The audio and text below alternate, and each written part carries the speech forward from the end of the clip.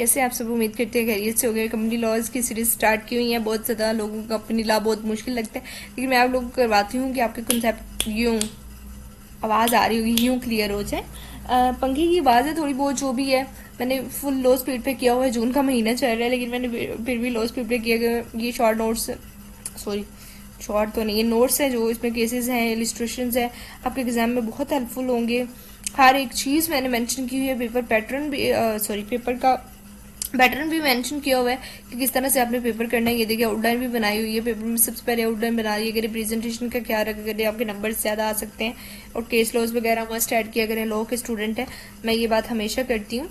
अगर आप लोग फेसबुक की आईडी नीचे दी होगी, वहाँ पे मैसेज करने, कमेंट बॉक्स में मैसेज कर ले, मैं आपके साथ नोट्स शेयर कर दूंगी इंशाल्लाह। और अगर नहीं तो आप एसएस ले लें। अभी तक वेबसाइट नहीं बनी, अगर तो वेबसाइट का लिंक होगा डिस्क्रिप्शन में, जो स्टूडेंट बाद में देख रहे हैं, अगर बन गई होगी तो वहाँ से आपको मिल जाएंगे। उम्मीद है जब तक आप वीडियो देखेंगे तब तक बन गई होगी। अगर नहीं बनी तो मुझे आप भी आप पे या फिर इंस्टा पे करें मैसेज, मैं आपको कर देती हूँ। और कोई भी क्वेश्चन हो कमेंट बॉक्स में पूछ सकते हैं, इंस्टा आईडी पे पूछ सकते हैं, लेकिन क्वेश्चन पूछना just okay. What is doctrine of indoor management? Indoors management हमारे पास क्या होता है? इससे पहले आप लोगों ने कंस्ट्रक्टिव नोटिस का कॉन्सेप्ट था वो पढ़ लेना था। इंडोर्स मैनेजमेंट बहुत ईजी है, नोट्स आप लोगों ने खुद ही करने होते हैं रीड। मैं जस्ट आपके कॉन्सेप्ट क्लियर करवाती हूँ जल्दी जल्दी, ताकि आपके पेपर की प्रेपरेशन भी हो जाए, नोट्स भी मिल जाए, आपका टाइम वेस्ट ना हो। इंडोर्स मैनेजमेंट क्या होता है? कंस्ट्रक्टिव नोटिस का जो था ना, ये आप लोगों ने अगर पढ़ा हो, दोबारा से हम लोग रिपीट करते हैं कि कंस्ट्रक्टिव नोटिस क्या होता है कि अगर ये कंपनी है और ये शेयर होल्डर्स हैं, ये शेयर होल्डर्स है, तो अब क्या होगा कि ये शेयर होल्डर्स जो अगर इन्होंने इन्वेस्ट किया है, तो ये समझा जाता है कि मेमोरेंडम ऑफ एसोसिएशन MOA और आर्टिकल ऑफ एसोसिएशन इन्होंने रीड किया होगा। ये समझा जाता है, बेशक इन्होंने ना भी रीड किया हो, लेकिन कंपनी यही समझती है कि इन्होंने ये दोनों आर्टिकल्स रीड किए हुए हैं, तो ये हमारे पास क्या होता है, ये कंस्ट्रक्टिव नोटिस होता है। ओके, अब आती है इंडोर मैनेजमेंट की बात। इंडोर मैनेजमेंट का कॉन्सेप्ट क्यों आया था? अब देखिए बहुत ज़्यादा ना जो कंपनी थी, उन्होंने क्या कर दिया, फ्रॉड। सारी बातें जिसे सहूलत दी जाती है वो कहता है कि अब मैं कुछ ना कर लूँ, कारनामा। तो जब सहूलत मिले तो इंसान को चाहिए कि उस सहूलत से फ़ायदा उठाए, चालाकियाँ ना करे। जब आप चालाकियाँ करेंगे तो फिर सारी बात आपके अगेंस्ट कुछ ना कुछ तो आएगा। मेमोरेंडम ऑफ बहुत इजी कॉन्सेप्ट में समझाऊंगी, लेकिन लफ्ज़ों पे गौर किया करें। इसको नोट्स को पढ़ने में ना लग जाया करें। नोट्स यही है, कहीं नहीं जा रहे, आपके पास ही होंगे। अच्छा जी स्टूडेंट्स, अब जो डॉक्ट्राइन ऑफ इंडोर्स मैनेजमेंट का था, उसमें क्या लिखा गया था?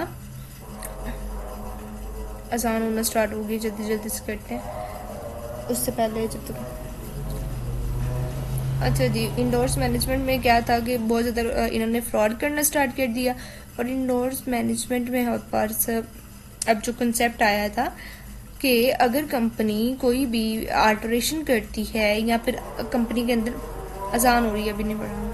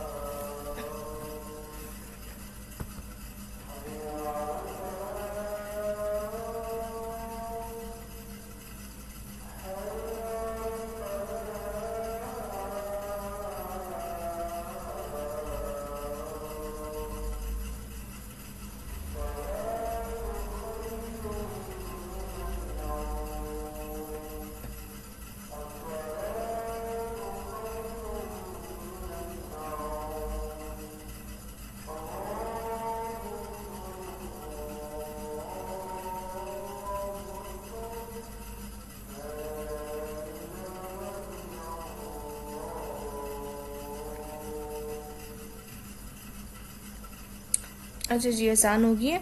तो इंडोर्स मैनेजमेंट का जो कंसेप्ट है वो कंपनी वालों के अगेंस्ट आया था, और इसने प्रोटेक्ट किया था शेयर होल्डर्स जो कंपनी के हैं, कि अगर कंपनी शेयर होल्डर्स को बताए बगैर कोई मीटिंग अरेंज करती है, जैसे कि मेमोरेंडम ऑफ एसोसिएशन में लिखा था कि मीटिंग्स वगैरह अरेंज होंगी, लेकिन उसका जारी बात है शेयर होल्डर्स तो बार बार नहीं पूछना कि मीटिंग्स कब है, या फिर उसे कोई इल्हाम तो नहीं होना कि मीटिंग्स है, कंपनी नहीं बताना है ना, कंपनी से बगैर बगैर कोई मीटिंग करती है और उसमें कोई डिसीजन ले लेती है, तो उसके लिए वो शेयर होल्डर्स को लाइबल नहीं ठहरा सकती। ये इंडोर्स मैनेजमेंट का बेसिकली कॉन्सेप्ट है।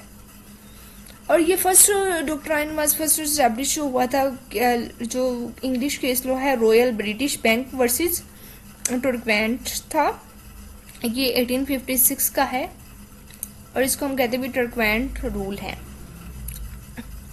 अब जो this doctrine is a part of common law.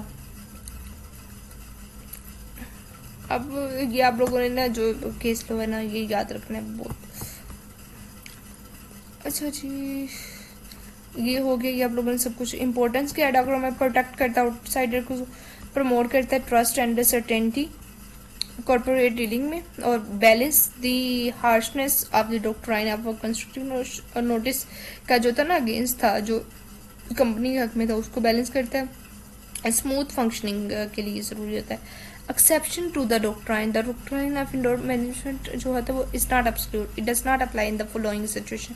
Knowledge हो इरेगुलरिटी का, या फिर सस्पिशियस हो ऑफ इरेगुलरिटी, जैसे कि जूनियर क्लर्क जो है साइनिंग किया था लोन एग्रीमेंट के लिए, this is unusual so further checking is needed.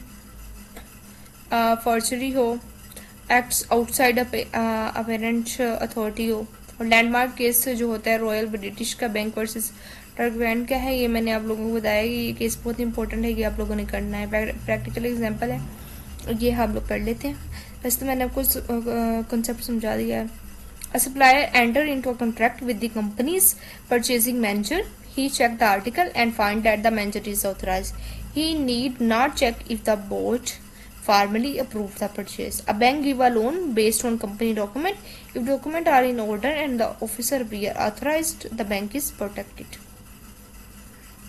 ठीक है, क्योंकि उसने जो है वो आर्टिकल जो है वो चेक किए हैं, तो बैंक जो होगा इस केस में प्रोटेक्टेड होगा, बैंक कंपनी जो होगी वो प्रोटेक्टेड होगी। अगर डॉक्ट्राइन ऑफ कंस्ट्रक्टिव नोटिस, ये मैं आपको समझा चुकी हूँ कि कंस्ट्रक्टिव नोटिस क्या होता है, कि आर्टिकल ऑफ, अगर कोई शेयर होल्डर डील करता है तो ये समझा जाता है कि उसने आर्टिकल ऑफ एसोसिएशन और जो हमारे पास मेमोरेंडम ऑफ एसोसिएशन है वो रीड किया हुआ है, और जो कोई भी बेसिकली यही डॉक्यूमेंट्स होते हैं जो, अगर वो नहीं रीड करता और बाद में कोई गलती हो जाती है इस तरह की, तो वो उसके लिए कंपनीज जो होगी वो लायबल नहीं होगी। तो ये स्टूडेंट्स दोनों हो गए। Thank you.